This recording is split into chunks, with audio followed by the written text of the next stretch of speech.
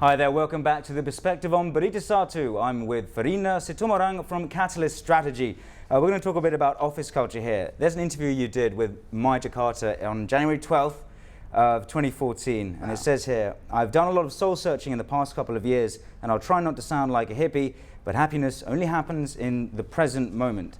You have an unorthodox, as some people would call it, approach to running your office. But is that the modern way? I don't know if it's the modern way or if it's just our way. I think a lot of companies have starting to look at employees' happiness. I would say that we run like a bunch of hippies where our values are not necessarily the kind of values that you would see in companies' slogans or vision and mission statements. We believe that we have to do everything in the office. The way we work is only to do the things that we love, right? And then people that work with us need to love each other, basically. Roughly how many people are in your office? So now we have about 15 employees. And you have a happiness board? Yes, we ask the happiness index. So on a scale from 1 to 10, how happy are you that week, right? And we continue to monitor this every single week. And I mean, happy to say, I don't think our average has been below 9 out of 10 in the last maybe 4 or 5 months. Do you think do you think it takes a while for people to be honest? Do you think they are being honest about how happy they are? Or is there a cultural thing where they're just kind of saying, yeah, it's all great? I know that probably people think that we Indonesians are very polite, right? Like we don't really say honestly, but I think it's also, I mean, if you have trust and if you have... Your office is Indonesian. It's Yeah, we're all Indonesians. And, we have a few consultants, say, from abroad as well. Yeah. But, mainly how we foster it is that you led by example too, right? If I have a really bad day, and I would say it's a 3 or a 4 or a 5, I would say that. And it's even not even just about work. When we ask happiness index, it doesn't necessarily relate it to their workload or whether they're not doing super well at work, but it's basically essentially life. We don't believe in work-life balance because everything is life, right? There's no work me or life me. There's just one me, and that's who we are asking. Like, are you happy or are you not?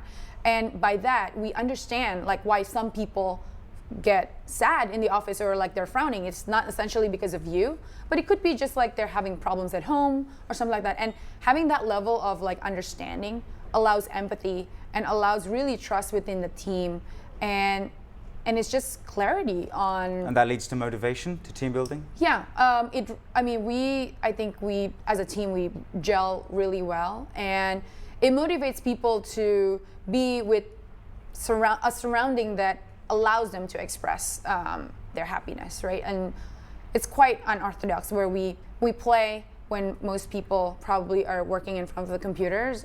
We do that too, but we also have a very flexible time. For example, people can come in whenever they want. We want to instill this culture that it's a choice. You come to work with us because it's your choice. We're not forcing you by any way. So it's not that you have to come to the office because I told you so, but it's because they want to, right? And that's what work should be. And that's when you started to dig deeper and become really motivated and deliver really, really great work. The I get to, not I got to attitude of going to the office. Yes. Is that partially from Silicon Valley? You picked that up? I mean, Google's famous for sort of being very laid back. Right. I think it's, I picked it up a lot from, from all the different companies that I worked with, I learned what not to do. Okay. When I start my own company, I understood like what makes me very unhappy, what made me very unhappy then.